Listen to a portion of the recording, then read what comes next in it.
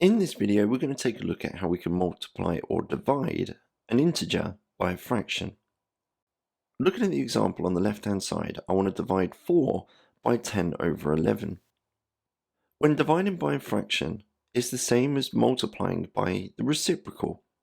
And in a previous video that I'll link here, we learned that in order to find a reciprocal, it's as simple as flipping a fraction upside down or writing an integer over 1 and then flipping it. Sometimes when answering a question like this, it's easier to see a whole number as a fraction of 4 over 1.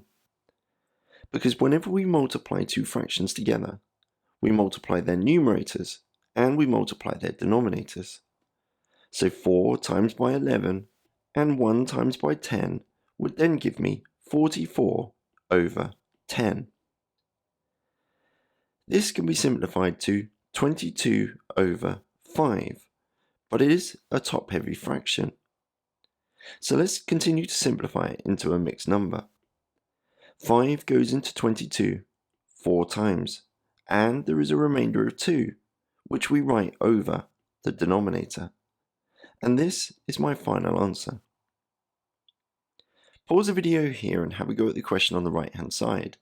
When you're ready for the answer, press play.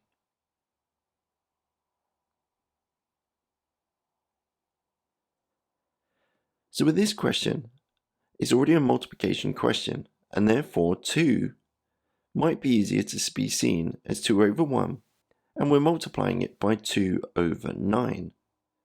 So multiplying the numerators, 2 times by 2, and multiplying the denominators, 1 times by 9, I get the final answer of 4 ninths.